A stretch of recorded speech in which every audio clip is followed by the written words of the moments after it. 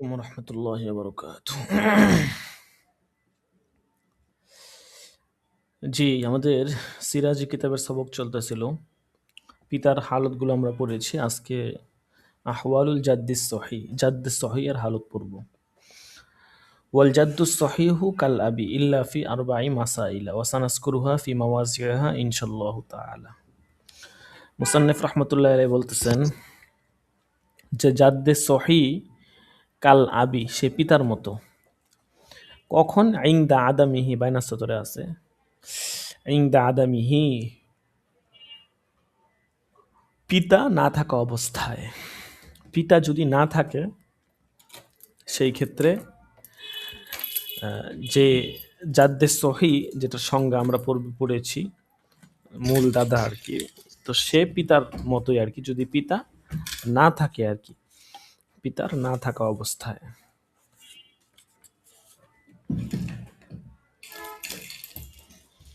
ওয়াসানাসকুরুহা ফি মাওয়াজিহা ইনশাআল্লাহ তাআলা। মুসান্নিফ বলতেছেন 4টা মাসালা এর ব্যতিক্রম, যেখানে পিতার ব্যতিক্রম হবে দাদা, অন্যান্য সব ক্ষেত্রে সমান। তো সেই 4 মাসালা মুসান্নিফ বলতেছেন আমরা সেগুলো যথাযথ স্থানে উল্লেখ করব। ওয়াসকুতুল জাদ্দু বিল আবি লিআন্নাল আবা আসলুন ফি করাবাতিল জাদ্দি ইলাল মাইয়িতি ওয়াল জাদ্দুস সহিহু হুয়াল্লাযী লা তাদখুলু ফি নিসবাতিহি ইলাল মাইয়িতি উম্মুন। বলতেছে যে প্রকৃত দাদা সে পিতার নেই, হ্যাঁ, এবং সে যদি থাকে ইয়াসকুতুল জাদ্দু বিল আবি, সে পিতার দ্বারা রহিত হয়ে যাবে। ধরেন সন্তান মারা গেল, দাদা আছে আর হচ্ছে আপনার পিতা আছে, অন্যান্যরাও আছে। এখন দাদাও আছে, পিতাও আছে। যদি দাদাও থাকে, পিতাও থাকে, এরকম অবস্থা হয়, সেই ক্ষেত্রে পিতা থাকা অবস্থায় দাদা মারা যাবে। ওয়াল জাদ্দুস সহিহ হুয়াল্লাযী লা তাদখুলু ফি নিসবাতিহি, আচ্ছা, লিআন্নাল আসলা আবুন ফি করাবাতিল জাদ্দি ইলাল মাইয়িতি, কেননা পিতা সে হচ্ছে মূল, ফি করাবাতিল জাদ্দি ইলাল মাইয়িতি, মৃত ব্যক্তি পর্যন্ত আত্মীয়তার ক্ষেত্রে। মানে পিতার মৃত ব্যক্তির সাথে দাদার আত্মীয়তার বন্ধনের ক্ষেত্রে পিতাই হচ্ছে মূল যোগসূত্র। পিতা না থাকলে তো মৃত ব্যক্তি আসতো না। দাদা তো মূল যোগসূত্র। দেখা গেছে যদিও পিতা না থাকলে মৃত ব্যক্তি আসতো না, কিন্তু দাদা না থাকলে তো পিতাই আসতো না। ঠিক আছে, তো এই জন্য সে যেহেতু মূল যোগসূত্র, এই জন্য সেও সম্পত্তি পাবে, তবে পিতা না থাকলে। এখন জাদ্দে সহি কাকে বলা হয় সেটা বলতেছে। ওয়াল জাদ্দুস সহিহু হুয়াল্লাযী লা তাদখুলু ফি নিসবাতিহি ইলাল মাইয়িতি উম্মুন।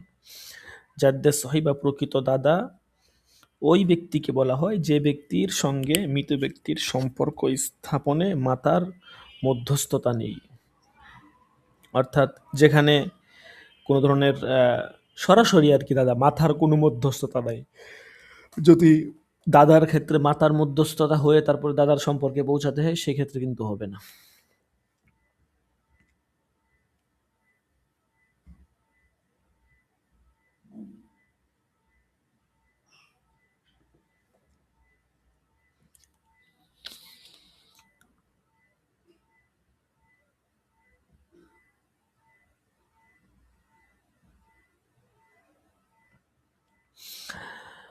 আচ্ছা, আম্মা লি আউলাদিল উম্মি ফা আহওয়ালুন সালাসুন। আউলাদে বৈপত্রীয় ভাই বোন যারা, বলতেছে এদের ফা আহওয়ালুন সালাসুন, 3 অবস্থা। আর সুদুসুল ওয়াহিদি, বৈপত্রীয় ভাই বোন একজন থাকলে সুদুস বা 6 ভাগের 1 ভাগ পাবে। ওয়া সুলুসুলিল ইসনাইনি ফাসওয়াইদান, বৈপত্রীয় ভাই বোন 2 বা ততোধিক থাকলে সুলুস বা 3 ভাগের 1 ভাগ পাবে। যুকুরুহুম ওয়া ইনাসুহুম ফিল কিসমতি ওয়াল ইস্তিহকাকি সাওয়াউন, বলতেছে বৈপত্রীয় ভাই বোন যারা আছে, ভাইগণ এবং বোনগণ মিরাজ বন্টন এবং অংশ লাভের ক্ষেত্রে একই হবে, সমান সমান হবে। অর্থাৎ তারা মিরাসের ক্ষেত্রে সকলেই সমান হবে, অংশের ক্ষেত্রেও সকলেই সমান হবে। ওয়াসকুতুনা বিল ওয়ালাদি ওয়ালাদিল ইবনি ওয়া ইনসাফুল বিল আবি ওয়াল জাদ্দি বিল ইত্তেফাক, বলতেছে মৃত ব্যক্তির সন্তান সন্ততি এবং পুত্রের সন্তান সন্ততি ইত্যাদি অধস্তনের বর্তমানে কিংবা পিতা ও দাদার বর্তমানে তার বৈপত্রীয় ভাই বোনগণ সর্বসম্মতিক্রমে উত্তরাধিকার লাভ করাতে বঞ্চিত থাকবে। তাইলে আহওয়ালের আউলাদলি যেটা বৈপত্রীয় ভাই বোন, তাদের হচ্ছে আপনার মোট 3টা অবস্থা। ঠিক আছে, এদের মোট 3 অবস্থা। তো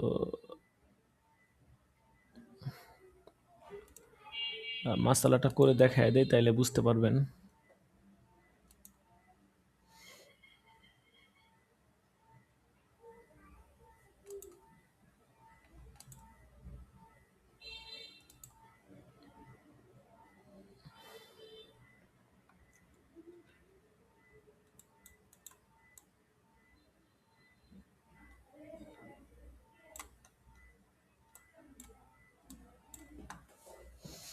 মাইয়াত, ঠিক আছে।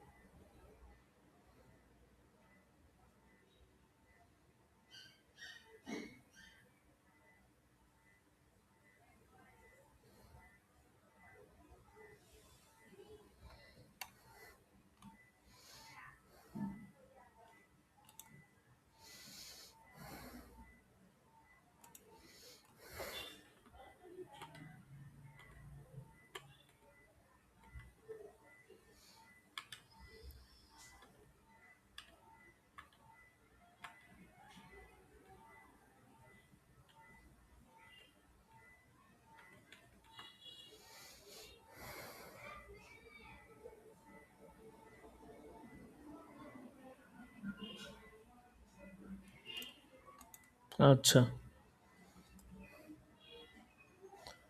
কি এড চলে আসতেছে।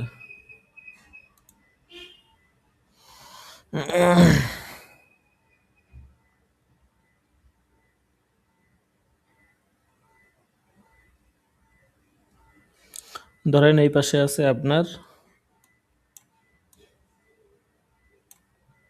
আখ লি আব ওয়া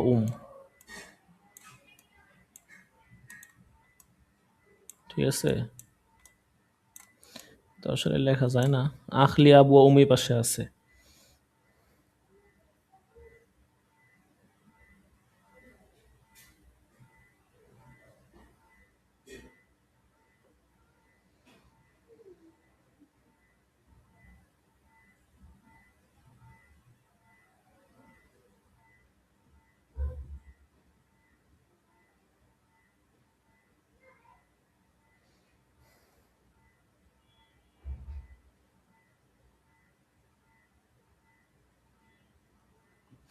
আর এই পাশে আছে ধরেন আখলি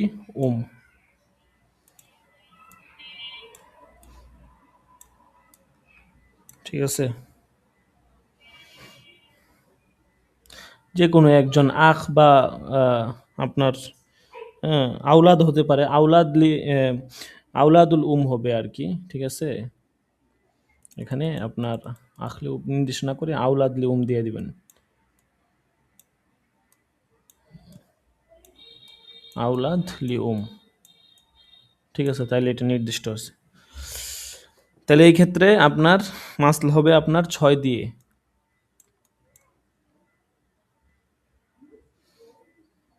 যে আপন ভাই আছে সে পাবে আপনার 6 ভাগের 5 ভাগ, আর এই একজন থাকা অবস্থায় সে পাবে আপনার 6 ভাগের 1 ভাগ। ঠিক আছে। তো এরপর হচ্ছে দ্বিতীয় স্রোতে যদি সহোদর ভাই 2 জন থাকে তাহলে, আর বৈপত্রীয় ভাই বোন তারাও যদি 2 জন থাকে, ঠিক আছে, তাহলে তারা পাবে আপনার 1 ভাগ, আর সহোদর ভাই যারা আছে তারা পাবে 2 ভাগ। আর তৃতীয় স্রোতে যদি আপনার পিতা থাকে আর পুত্র থাকে, আর আখলি আব ওয়া বা আউলাদে যদি থাকে, তাহলে সেই ক্ষেত্রে তারা বঞ্চিত হবে। ঠিক আছে, এই হচ্ছে বিষয়। তাহলে এখানে মোট অবস্থা হচ্ছে 3টা। ঠিক আছে। প্রথমটা হচ্ছে যে আপনার যদি তার আপন ভাই থাকে সে 5 ভাগ পাবে, আর যদি আপনার ভাই বোন একজন থাকে, যে কোনো একজন বৈপত্রীয় ভাই বোন আর কি, সেক্ষেত্রে সে পাবে 1 ভাগ। ঠিক আছে? আর যদি 2 জন থাকে ভাই, তাহলে সহোদর ভাই 2 জন থাকলে 2 ভাগ পাবে। আর বৈপুত্রীয় ভাই 2 জন থাকলে তারা একই পাবে আর কি, অর্ধেক অর্ধেক করে 1 পাবে। তখন মাসলা 3 দিয়ে হবে। আর যদি আপনার পিতা থাকে, পুত্র থাকে, আর বৈপুত্রীয় আওলাদে এরাও থাকে, তো আওলাদে যদি থাকে, ঠিক আছে, তো আওলাদে থাকলে সেই ক্ষেত্রে তারা কিছুই পাবে না, কারণ পিতা আর পুত্র আছে, এরা ওই আওলাদে কে সাকেত করে দিবে। ঠিক আছে, এটাই হচ্ছে মাসালা। ও আম্মা লিজাউজি ফাহালাতানে, স্বামীর হচ্ছে আপনার 2 অবস্থা। আর নিসফু ইনদা আদামিল ওয়ালাদি ওয়া ওয়ালাদিল ইবনি ওয়া ইনসাফুলা।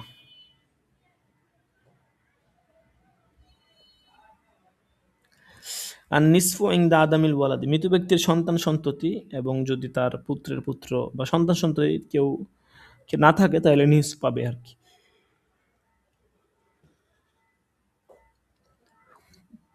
ওয়ার রুবু মাল ওয়ালাদি আও ওয়ালাদিল ইবনি ওয়া ইনসাফিলা, মৃত ব্যক্তির সন্তান সন্ততি অথবা তার পুত্রের সন্তান সন্ততি বা কেউ যদি বর্তমান থাকলে তার 4 ভাগের 1 ভাগ পাবে। তাহলে 2 অবস্থা, একদম সহজ। ঠিক আছে, ধরেন কে আছে,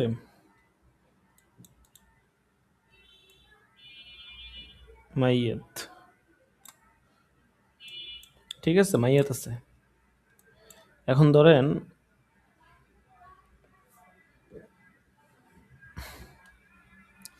এই পাশে আছে আবুন,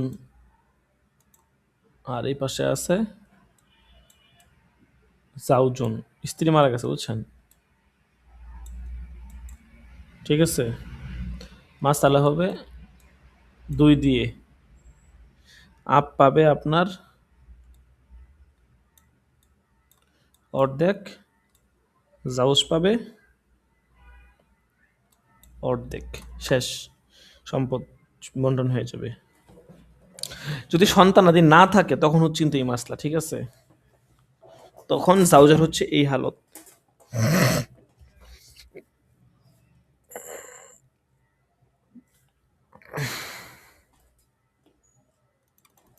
এটা হলো প্রথম অবস্থা। আর যদি মনে করেন সন্তানই থাকে, তাহলে শুধু জাউজ,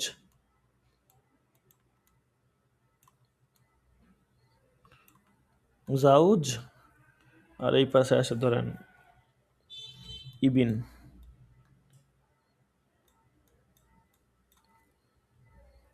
তখন মাসলা হবে 4 দিয়ে, ওই যে 4 ভাগ।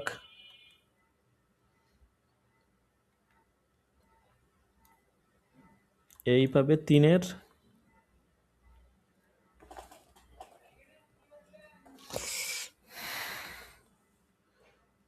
সরি 4 ভাগের 3 পাবে। ঠিক আছে, জাউজ পাবে, আচ্ছা একটু, জাউজ পাবে আপনার হচ্ছে 4 ভাগের 1,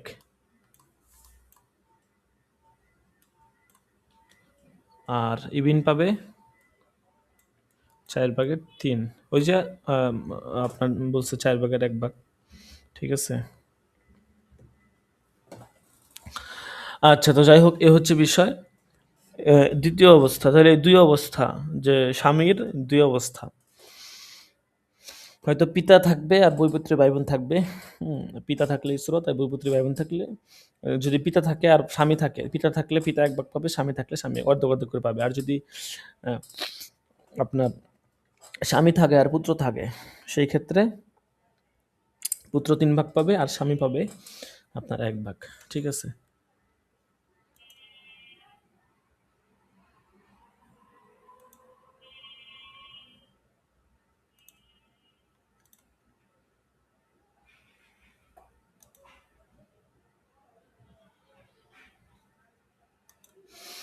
আচ্ছা। وأما للزوجات فحالتان الربع للواحدة فصاعدة عند عدم الولد وولد الابن وإن سفل والثمن مع الولد وولد الابن وإن سفل। স্ত্রীদের 2 অবস্থা, ঠিক আছে? আজকে ক্লাসে কেউ আসতেছে না, তাইলে তো আজকে গাইন খাবে। আপনি মাত্র একা আসছেন, তো গাইন খাওয়ার রাস্তা বের হইছে। তাহলে তো এটা আমাদের জন্য আরো ভালো। সারা বছর থাকলেন, বছর শেষে আইসা আসলো না। অনেকক্ষণ হয়ে গেছে, ক্লাস চালু হয়েছে তো প্রায় লিঙ্ক দিয়েছি তো আধা ঘন্টা হয়ে গেছে। 10-15 মিনিট লেট হতে পারে, তো এতক্ষণ লেট হওয়ার তো কোনো মানে হয় না। কত অলরেডি 15 মিনিট হয়েছে, আধা ঘন্টা হয়ে গেছে। ক্লাসটা একটু পরে তো শুরু করছি। আচ্ছা দেখেন, জাওজার হচ্ছে আপনার 3 অবস্থা। স্ত্রী একজন হোক কিংবা একাধিক, স্বামীর সন্তান সন্ততি অথবা স্বামীর পুত্রের সন্তান সন্ততি। অধস্তন কেউ বর্তমানে থাকলে সে 4/1 পাবে। আর রুবু লিল ওয়াহিদাতি ফাসাইদাতুন ইনদা আদামিল ওয়ালাদি ওয়ালাদিল ইবনি ওয়া ইনসাফিলা ওয়াসসুমুনু মাআল ওয়ালাদি ওয়ালাদিল ইবনি ওয়া ইনসাফুলা। আর সুমুন সুমুন ওয়া ইনসাফুলা ওয়াসসুমুনু মাআল ওয়ালাদি ওয়া ওয়ালাদিল ইবনি ওয়া ইনসাফুলা। সুমুন পাবে মাআল ওয়ালাদি, সন্তানের সাথে, ওয়া ওয়ালাদিল ইবনি ওয়া ইনসাফুলা। ঠিক আছে? স্বামীর সন্তান সন্ততি অথবা স্বামীর পুত্রের সন্তান সন্ততি ইত্যাদি অধস্থন কেউ বর্তমানে থাকলে স্ত্রীগণ সুমুন বা 8/1 পাবে। ঠিক আছে? এ হচ্ছে বিষয়। 2 অবস্থায়, কারণ স্ত্রী আছে আর চাচা আছে, তাহলে স্ত্রী পাবে অর্ধেক, চাচা পাবে 3 ভাগ। তৃতীয় অবস্থা হচ্ছে স্ত্রী আছে আর পুত্র আছে, স্ত্রী পাবে 1 আর পুত্র পাবে 7/1। ঠিক আছে? কারণ স্ত্রীকে যখন আপনি হালত দিবেন তখন অপরজনের হালতটা এমনিতেই বের হয়ে আসবে। ঠিক আছে? করলে তখন একজনকে অবস্থা দিলে যত দিয়ে মাসালা হবে ওইটা দিয়ে গুণ দিবেন। একজনকে অংশ দিলে আরেকজনের অংশটা এমনিতেই বের হয়ে আসবে।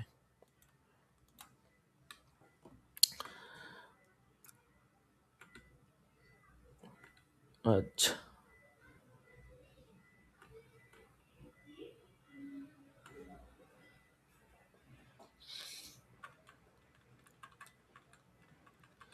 তাইলে আহওয়ালে বানাতুস তুলবে এখান থেকে ইনশাল্লাহ আগামী সবকে হবে। যে মাসালাগুলো গেছে এগুলো আপনারা ভালো করে আত্মস্থ করে নিয়েন, মুখস্থ করে নিয়েন। ঠিক আছে? সরার মধ্যেও সূরা টুরা সহ সবকিছু বিস্তারিত দেওয়া আছে, ওখান থেকেও পেয়ে যাবেন।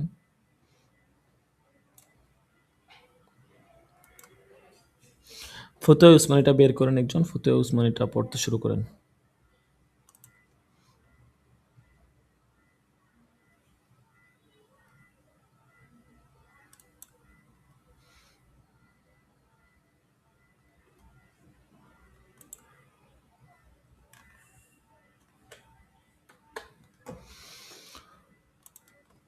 আবি ইউসুফ সাহেব,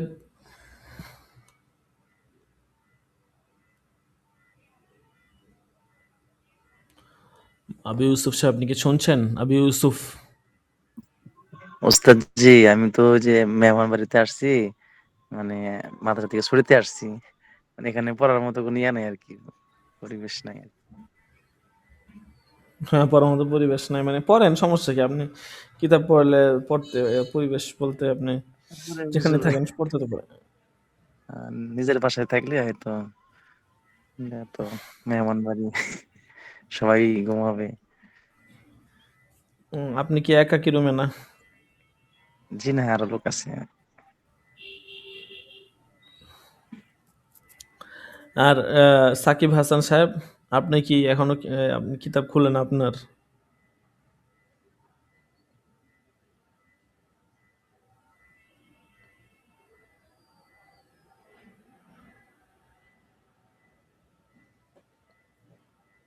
আজকে মনে হচ্ছে সবাই গান দেওয়া দরকার। 10টা বেজে গেছে, 10টার উপরে 20 মিনিট হয়ে গেছে ক্লাসে আসসালামু আছি। আলাইকুম। আচ্ছা, যে আমি বাহিরে আছি, রাস্তার মধ্যে আছি। ও, তো পড়তে হবে না আপনাদেরকে? আপনারা যদি এরকম উজুর দেখান তাহলে কিভাবে হবে বলেন?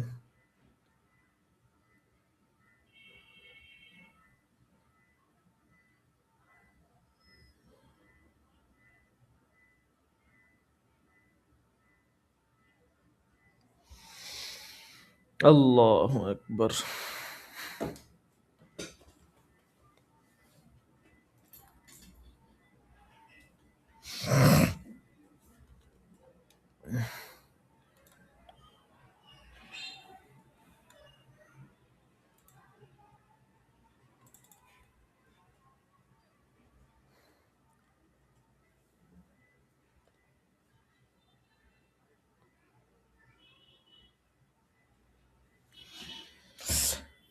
বলেন তো, না পড়লে কিভাবে হবে? আজকে মনে হয় গাইন দিয়ে দিলে ভালো হয় সকলকে, না? এখন দরজটা শেষ করি।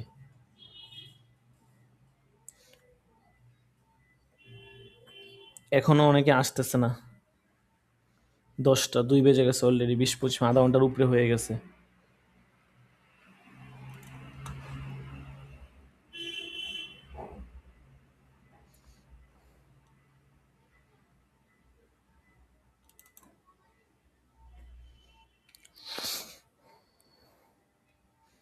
আচ্ছা, আর 15-20 মিনিট পরে ফতোয়া উসমান থেকে অল্প কিছুক্ষণ পরে শেষ করে দিব।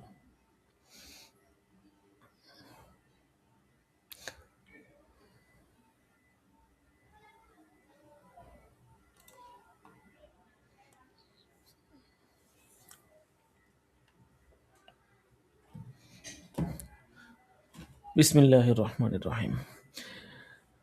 চেকের মাধ্যমে স্বর্ণরূপা ক্রয় বিক্রয়ের সম্পর্কিত তাকমিলায় ফাথুল মুলহিমের একটি এবারতের ব্যাখ্যা ও শুদ্ধিকরণ। ও আচ্ছা, এটার প্রয়োজন নাই, আমরা শুধু মাসালা পড়বো, এবারত ব্যাখ্যা এগুলো দরকার নেই।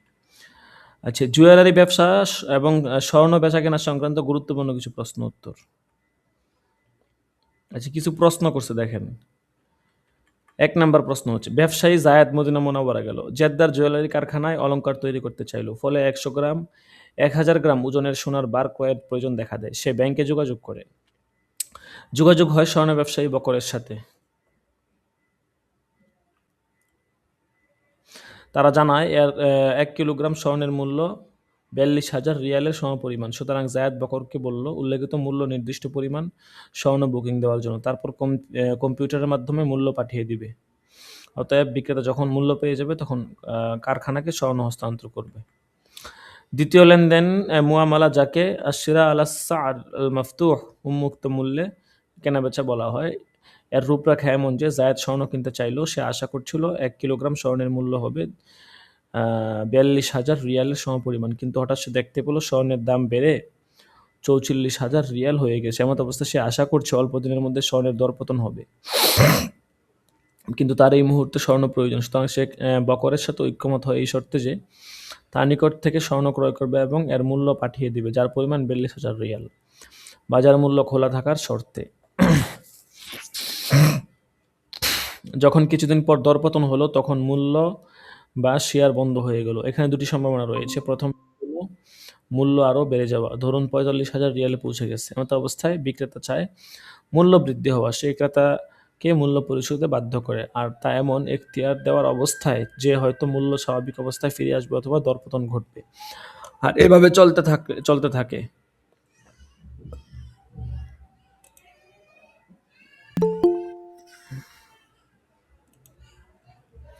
দ্বিতীয় সম্ভাবনা হলো মূল্য 42,000 রিয়াল থেকে কমে যাওয়া, ধরুন 41,000 রিয়াল হয়ে গেছে।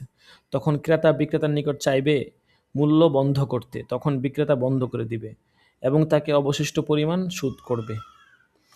উপরে বর্ণিত পন্থায় কিছু মানুষ শুধু বিনিয়োগের নিয়তে লেনদেন করে, সরাসরি স্বর্ণ ক্রয়ের জন্য নয়। তাদের উদ্দেশ্য ওই দিনের বাজার মূল্য স্বর্ণ ক্রয় করা। ধরুন সেদিন বাজার মূল্য 42,000 রিয়ালে 42,000 রিয়ালে কিনে তারপর যখন বাজার মূল্য বৃদ্ধি পাবে তখন বিক্রি করে দিবে। কিন্তু এই লেনদেন শুধু কাগজে উল্লেখ থাকে, এখানে হস্তান্তর গ্রহণ কোনোটাই হয় না। বুঝতে পারছি বিষয়টা? কারণ তা মূল উদ্দেশ্য নয়, বরং উদ্দেশ্য হলো শুধু বিনিয়োগ করা। বিক্রেতা যদি সরাসরি কার্যরূপে এরূপ করতে চাইতো, হ্যাঁ, কার্যরূপে বিক্রি করতো এবং ক্রেতা হস্তান্তর করতো, ক্রেতাও যদি পণ্য চাইতো। আচ্ছা, তো দেখেন উত্তর লেখছে, প্রিয় দিনী ভাই। আচ্ছা, শরীয়তের দৃষ্টিতে এক কথায় উত্তর দিয়ে দিছে যা প্রশ্ন করছে। শরীয়তের দৃষ্টিকোণ থেকে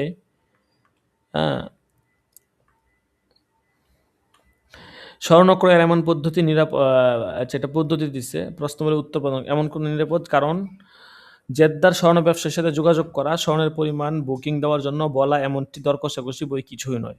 আর বুকিং দেওয়া ব্যবসায়ীর পক্ষ থেকে একটি ওয়াদা ও আবশ্যক করা, কারণ মূল্য পরিশোধ করে অচিরেই তার নিকট থেকে খরিদ করা হবে। আর ক্রয় বিক্রয়ের আগদত্ত চূড়ান্ত হবে জায়েদের স্বর্ণ মূল্য ব্যবসায়ী অ্যাকাউন্টে স্থানান্তর হওয়ার পর, যে সময় ব্যবসায়ী কারখানাকে স্বর্ণ হস্তান্তর করবে। আর মূল্য হস্তান্তর ও স্বর্ণ হস্তান্তর দীর্ঘ হলে ব্যবসায়ী কারখানায় স্বর্ণ হস্তান্তর পর্যন্ত তার হাতে স্বর্ণ মূল্য আমানত হিসেবে থাকবে, তারপর কারখানায় স্বর্ণ পাঠিয়ে দিবে, কারণ আমানত মূল্য হিসাবে রূপান্তর হতে পারে। এভাবে মুআমালা সহি হবে। মানে উনি যে প্রশ্নগুলো করছে, 4-5টা প্রশ্ন করছে, দেখেন আপনাদের পড়লে ফায়দা বেশি হবে। মাহাদি হাসান বা আলী হোসেন, আপনারা প্রস্তুত নেন। উনি যে প্রশ্নটা করছে সেটা হচ্ছে যে আপনার স্বর্ণ যদি এরকম হয় যে ধরেন আপনি স্বর্ণ বিক্রি করেন, আর আপনারা বললাম যে ভাই আপনি স্বর্ণ আমার জন্য রাইখেন, তো আমি আপনাকে আমি আসলে পরে দিয়েন, ঠিক আছে, আমি টাকা পরে দিয়ে দিব। পরে দেখেন 42,000 দাম ছিল, পরে দরপতন হয়ে 45,000 হয়ে গেছে। পরে আগে কথা হয়েছিল 42,000-এ, ঠিক আছে। আলী হোসেন সাহেব চলে গেছে পড়ার কথা শুনে। না পড়লে হবে বলেন তো? আশ্চর্য অবস্থা, বেচারা চলেই গেছে। আমি এখন হাজিরা ডেকে ফেলবো, ঠিক আছে। মাহদি হাসান সাহেব, জি ওস্তাদ জি। আপনি পড়তে পারবেন তো? ওস্তাদ জি, আজকে যদি অফিসে বসা, কালকে আমাদের মাহফিল। ও, কালকে আপনাদের মাদ্রাসায় মাহফিল? জি জি। ও আচ্ছা, তা আপনি তো অনেক ব্যস্ত থাকেন না? আপনি কি নতুন এক চাকরিতে ঢুকছেন? কি এক চাকরিতে ঢুকছেন? 24 ঘন্টা ব্যস্তই থাকেন। না ওস্তাদ, আমি তো পড়ছি, যে আমি এই গত সপ্তাহে তো পড়ছি। আচ্ছা আচ্ছা, পরীক্ষার পরে পড়ছিলেন আপনি?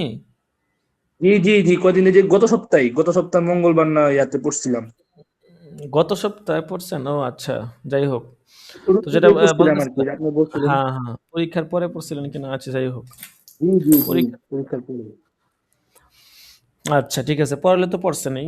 তো যেটা বলতেছিলাম, ঠিক আছে, আমরা সামনে থেকে আমরা প্রতিষ্ঠান চালাতে চালাতে একটা যোগ্যতা হাসিল হইতেছে আর কি। এখন আমরা বিভিন্ন বিষয়ে অনেক দেখতেছি যে নতুন নতুন সমস্যার সৃষ্টি হইতেছে, নতুন নতুন আইন কানুন করার দরকার, ঠিক আছে। জি তো সামনে জি। থেকে মনে করেন ওই যে আহ, মানুষ চলতে চলতেই অনেক কিছু সৃষ্টি হয়, অনেক কিছু নতুন আইন কানুন হয়, ঠিক আছে। তো যাই হোক, এখন যেটা বলতেছিলাম, আহ, যে যদি এরকম হয়, ধরেন বলছে স্বর্ণের দাম ছিল আপনার 42,000 টাকা, পরে দেখা গেছে দাম বেড়ে আপনার হয়ে গেছে 45,000। তো বলতেছে তো 45,000 হয়ে গেছে, এই জন্য তাকে ওই 45,000 দিবে, ঠিক আছে। দেখা গেছে তাকে যে আপনার কি বলে ওই 42,000 দিতে হবে, বিষয়টা এরকম নয়, 45,000 দিবে, কোনো সমস্যা নেই, ঠিক আছে। এই হচ্ছে বিষয়, 42,000 দিতে হবে এরকম না, ঠিক আছে। কারণ যদিও 42,000 কথা হয়েছে, কিন্তু দাম যেহেতু পরে বেড়ে গেছে, পরে ওই দাম যেটা বেড়ে গেছে ওরকম দিবে। তো এরকম আগে আগে কথাবার্তা বলা, লেনদেন করা, এটা বৈধ আছে, ঠিক আছে, কোনো সমস্যা না। আচ্ছা, আন্তর্জাতিক বাজারে কারেন্সি ব্যবসার পদ্ধতি এবং এর এই বিধান।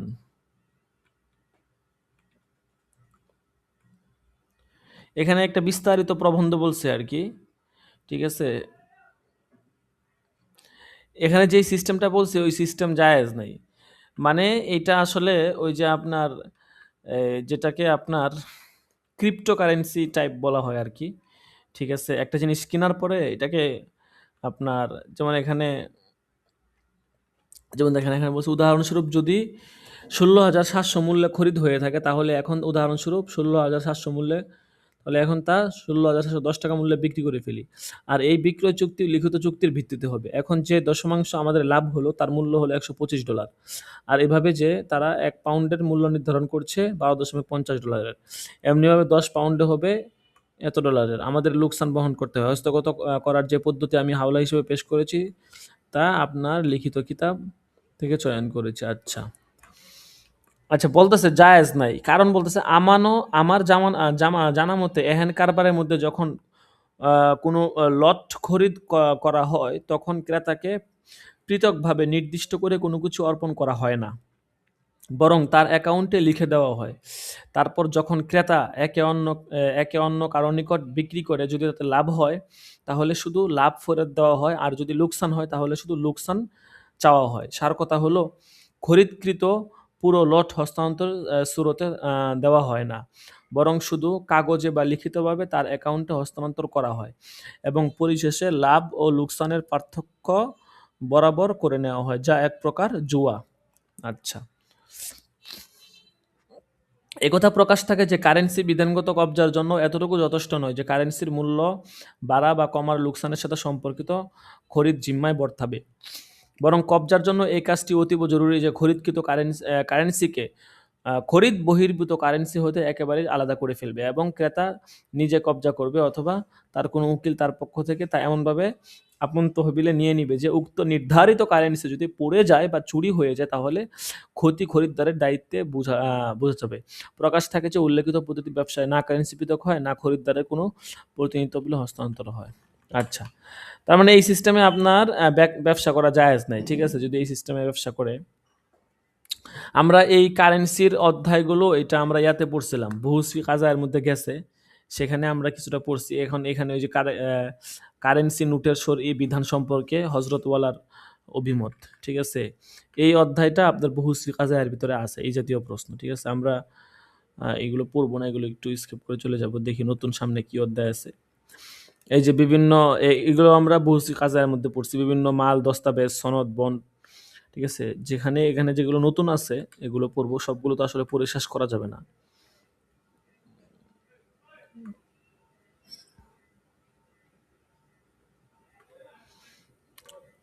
যেগুলো বারবার রিপিট হয় এগুলো পড়ার প্রয়োজন নাই, ঠিক আছে? একটা ফরেন কারেন্সি, আচ্ছা, আমরা একটা মুহাজারার আয়োজন করতে চাচ্ছি আপনাদেরকে নিয়ে। আমরা ইনশাল্লাহ সামনে বছর থেকে নিয়মিত মুহাজারা করব। তো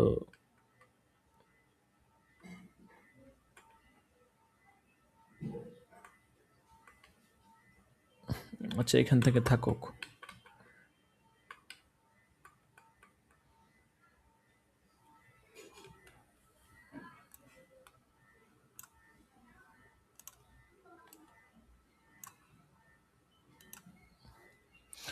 আপনাদের একটা মুহাজারা হবে ইনশাল্লাহ। এই বছর তো মুহাজারা আমরা করতে পারি নাই, সামনে বছর থেকে ইনশাল্লাহ আমরা নিয়মিত মুহাজারা করব। বিভিন্ন বিষয়ে ফিকহি আলোচনা হবে। তো আপনাদেরকে একজন উস্তাদ আসবেন ইনশাল্লাহ, উনি নতুন, তো উনি আপনাদেরকে একটা ক্লাস নেবেন। আমি সময় বিস্তারিত সব কিছু জানাই দিব। তো উনি আপনাদেরকে একটা মুহাজারা একটা বিষয়ে, বিশেষ করে আমি বলেছিলাম মাল্টি লেভেল মার্কেটিং যেটা আর কি, হ্যাঁ, ওই সম্পর্কে আপনাদেরকে ইনশাল্লাহ দরজ দিবে। তো আপনাদের কাছে রিকোয়েস্ট থাকবে আপনারা একটু এই বিষয়টা মোতালা করে আইসেন, ঠিক আছে? মোতালা করে আসলে তখন দেখা গেছে কিছু বললে সেটা আর কি মাথায় ঢুকবে, ঠিক আছে? আর যদি মোতালা না করেন সেই ক্ষেত্রে তো দেখা গেছে আপনার খালিউজ জেহেন হয়ে গেলে তখন আবার দেখা গেছে সমস্যা। তো এই জন্য এই আমাদের হাতে সময় কম, তো বুঝতে পারছেন? তো আমরা ইনশাল্লাহ আর অল্প কিছুদিন ক্লাস করব, কিতাবাদি শেষ হয়ে যাবে অচিরেই, ঠিক আছে? তো এরপরে ইনশাল্লাহ খেয়ার চলবে, ঠিক আছে? কে আসছে এমন সময় দেখি তো? ইউসুফ মাহমুদ সাহেব, এত লেট করে আসলেন কেন ইউসুফ মাহমুদ সাহেব?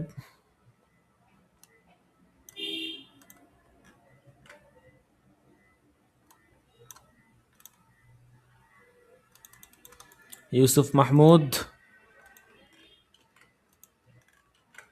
ইউসুফ মাহমুদ, আমরা তো হাজিরা ডাকতেছি। লাভবাহিক উস্তাজি। তো কথা হচ্ছে এত লেট করে এসে আপনি শুধু লাভবাহিক দিতে, দিয়ে বলেছি। এটা কোনো কথা?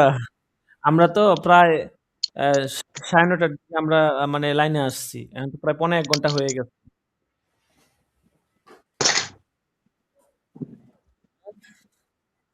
উস্তাজি আমি বাইরে ছিলাম, মোবাইলে ছিল না, তো আমি মাত্র বাসায় আসলাম, আহ, এসে দেখলাম। যাক, আর অল্প কয়েকটা ক্লাস হবে, ঠিক আছে? একটু সময় আপনারা একটু আগে আগে চলে আসলে, মানে আপনারা লেট করে আসেন, সমস্যাটাই যার কারণে আমরা ক্লাসের লিঙ্ক দিতে মানে ইয়া লাগে। লিঙ্ক দেই 9:20-এ 15-তে, আসতে আসতে বাজায় 35-40। আর সময় মতো চলে আসলে দেখা গেছে আমরা তাড়াতাড়ি ক্লাস শেষ করে দিতে পারি, ঠিক আছে? তো আপনাদের কাছে রিকোয়েস্ট থাকবে, অল্প কয়েকটা ক্লাস আছে, আর 8-10টা ক্লাস হবে সর্বোচ্চ, একটা মুহাজারা আছে। তো যদি সময় মতো চলে আসেন, দেখা গেছে 10 মিনিটের মাথায় চলে আসলেন, তাইলে মানে লম্বা টাইম নিয়ে ক্লাস করা যাবে আর কি, বুঝতে ইনশাআল্লাহ। পেরেছেন? হ্যাঁ হ্যাঁ, সময় মতো চলে আসবেন ইনশাআল্লাহ, ঠিক আছে? উস্তাদ জি, জি, এটা যে কিতাবটা আরবি বাংলা মানে দিলে একটু মানে মোতালা করতাম এখন থেকেই।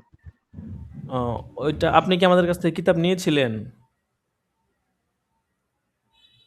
জি জি, আমি কিতাব নিছি আপনার কাছ থেকে। আচ্ছা আচ্ছা, ঠিক আছে। তাহলে হোয়াটসঅ্যাপে নক দেন, আমি ইনশাল্লাহ কিতাবটা পাঠাইয়া সব দিব। কিতাবই নিয়েছি। আচ্ছা আচ্ছা, জি ঠিক আছে। ইনশাল্লাহ। হোয়াটসঅ্যাপে নক দিয়েন, কিতাব কারো লাগলে বলবেন, আমি পাঠাইয়া দিব, ঠিক আছে। জি ওখানে সরা শহরাত বিস্তারিত আছে, ইনশাআল্লাহ। ইনশাল্লাহ দেখবেন মাসালা আরো সহজে বুঝতে পারবেন। উস্তাদ আমাদের আমাদের অনুষ্ঠান কি ফাইনাল হয়েছে ডেট?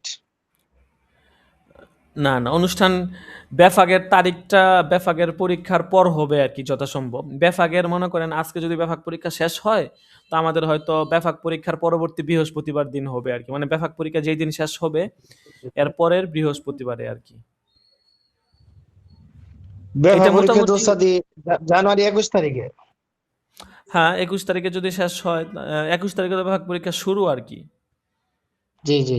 ঠিক আছে, তো মনে করেন 21 তারিখে শুরু হলে আপনার জানুয়ারির বুধবার পরে আর কি, তাইলে আপনার জানুয়ারির 29 তারিখ বৃহস্পতিবার পরে, হয়তো জানুয়ারির 29 তারিখ হবে আমাদের অনুষ্ঠান, নয়তো ফেব্রুয়ারির আহ, হচ্ছে আর তাড়াতাড়ি added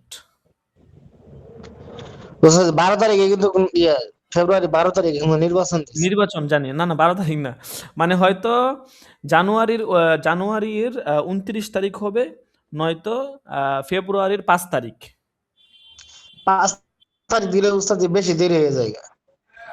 তাইলে মানে বৃহস্পতিবার দিব আর কি, আমরা মানে অনুষ্ঠানটা আমরা বৃহস্পতিবার করব। তাহলে জানুয়ারির 29 তারিখেই ধরতে পারেন, মানে এইটা মোটামুটি কনফার্ম ধরে রাখতে পারেন, ঠিক আছে। কারণ আর উস্তাদ পরীক্ষা আশা আমরা করি, নি- নির্বাচন তো একটু আগে ভাগে একটু কি করা হ্যাঁ যায়? হ্যাঁ হ্যাঁ হ্যাঁ, শুক্রবার সবকিছু করা আগে যায় না? ভাগে। শুক্রবার। শুক্রবার? হ্যাঁ, ওস্তাদ জি, আমাদের জমা আছে অনেকের। না না, শুক্রবার করা শুক্রবার যাবে হবে। না, না না। শুক্রটা ফুজালা সম্মেলন, এটা একটা অনুষ্ঠান প্রোগ্রাম, এখানে শুক্রবার সম্ভব না। প্রায় সবাই তো খতিব সাহেব ওস্তাদ জি। হ্যাঁ হ্যাঁ, আপনারা তো সবাই মাশাল্লাহ এক একজন আপন আপন জায়গায় অনেক বড় মাশাল্লাহ, ঠিক আছে। তো শুক্রবার করা যাবে না, বুঝতে পেরেছেন। আপনার নির্বাচনের 10 দিন আগে ছেড়ে দেওয়া লাগবে উস্তাদ। ইনশাল্লাহ ইনশাল্লাহ আপনি বুট দিতে পারবেন ইউসুফ সাহেব, টেনশন করেন না, ইনশাল্লাহ বুট দিবেন, না পুরো সমস্যা নেই। মাঠে কাজ করা লাগবে তো উস্তাদ জি আর ও, আপনি কি কোন দল করেন? বিএমপি। তাই নাকি? করবেন আল্লাহ একবার, কঠিন অবস্থা তো। যাক তাইলে এখন মাশাল্লাহ। গ্রুপে সাবধানে কথা কইতে দিব। হ্যাঁ হ্যাঁ, গ্রুপে গ্রুপে গ্রুপে এখন আপনারা সাবধানে। তারিখটা নিয়ে, হ্যাঁ। হ হ, গ্রুপে সাবধানে যে কথা কোনো বলতে আমি বিষয় জানি। নিয়ে হ্যাঁ হ্যাঁ, না না, ওই যে সাবধানে বিএনপির লোক রাজনীতি। আছে তো করতে পারে। না হ্যাঁ হ্যাঁ, না না, এটা মজা করে বললাম। রাজনৈতিক লোক আছে তো, ইউসুফ সাহেব আবার রাজনীতি মাজনীতি করে, এগুলো আবার খুবই অ্যাক্টিভ মনে হচ্ছে রাজনীতির ক্ষেত্রে।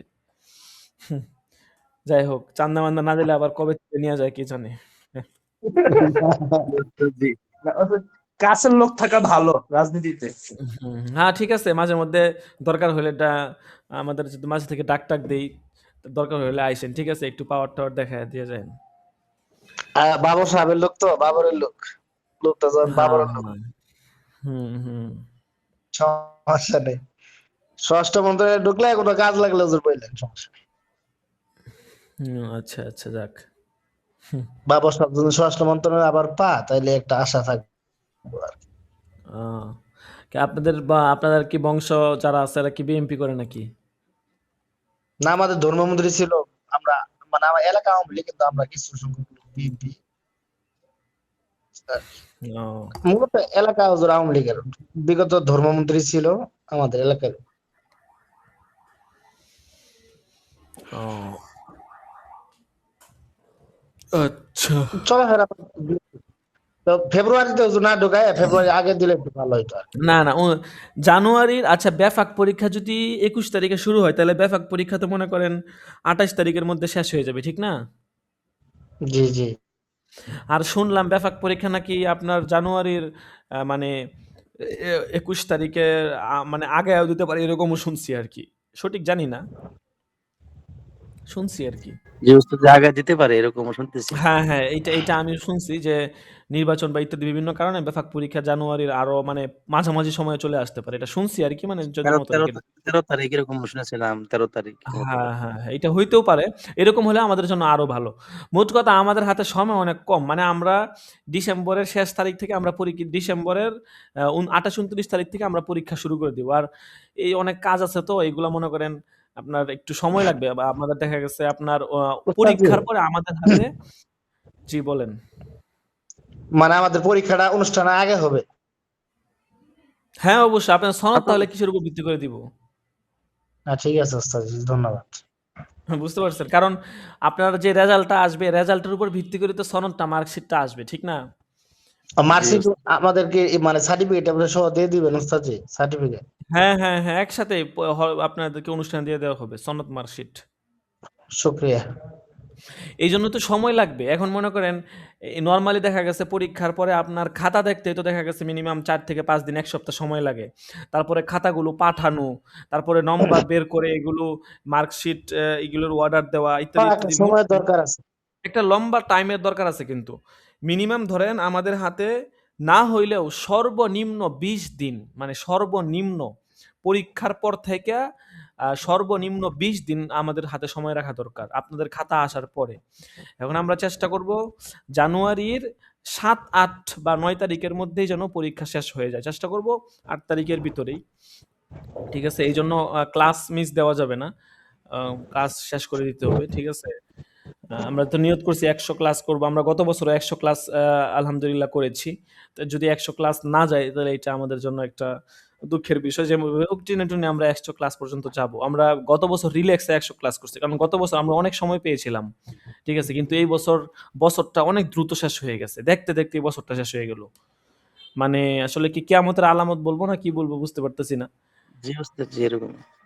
মানে উস্তাদ কেমন? জি ঐদিন আমাদের না আমরা, হ্যাঁ, চিন্তা করে দেখেন ঐদিন আমরা মাসিক পরীক্ষা গেল, ১ম সেমিস্টার পরীক্ষা গেল। আর আজকে এখন জি বার্ষিক উস্তাদ, পরীক্ষা। জি একেবারেই। একদম মানে অল্প সময়ে শেষ হয়ে গেল আরকি। আচ্ছা। উস্তাদ জি আসলে সনদের মধ্যে ওস্তাদ কি কি আমাদের অনলাইন আমার লেখা বলতে থাকবে? আমি একটা জিনিস উপলব্ধি করছি, এটা হলো মানুষের শোকটা বেশি হয়ে যাওয়ার কারণে মানে কষ্টগুলা ১২ ঘন্টায় কিন্তু ঠিকই যায়। আগের মানুষ ভাত পাইতো না, কষ্টে থাকতো, দিনগুলা বুঝতো, রাতগুলা বুঝতো, এটাই কষ্ট। মানুষ এখন সুখে আছে, এই জন্য দিন মাস যা বোঝা যায় না। খাওয়া হুম, দাওয়া ঠিক হুম, মতো করে, এনজয় করে, যার কারণে সময়গুলা বোঝা যায় না। হুম, হুম। এই আর কি। নয়তো উস্তাদ জি, জি, এইটাই জি। আর কি। সনদে কি আমাদের যে অনলাইন লেখা থাকবে? না, না। এইগুলো ভাই লেখা থাকবে না। পাগল নাকি? না আমাদের ভাই, এভাবে বলে না।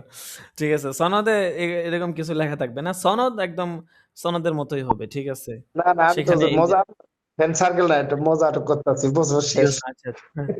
যাই হোক, সমস্যা নেই। সনদের মতো থাকবে। নরমালি যে সিস্টেমে সমস্যা তো আমরা বিগত সনদ। বছরে যেভাবে সনদ দিয়ে আসছি, সেখানে উস্তাদদের সাইন-টাইন থাকবে। সনদের মতো। একদম অরিজিনাল সনদ থাকবে ইনশাআল্লাহ। আমরা জি। সনদের মধ্যে একটা আ মানে আমরা বেশ কিছু কাজ করছি আসলে। আপনারা ইনশাআল্লাহ দেখবেন আসলেই। তো যাই হোক, এগুলোর জন্য আমাদের হাতে টাইম দরকার। আমাদের মানে একটু, তাছাড়া এই সময়টাতে মনে করেন মার্কেটে এমনিতেই সব কাজের ভিড় থাকে একটা। ঠিক আছে? ওরা দেখা গেছে যদি মনে করেন আমরা এইজন্য চাইতেছিলাম কিছু কাজ আগে করায়া ফেলবো।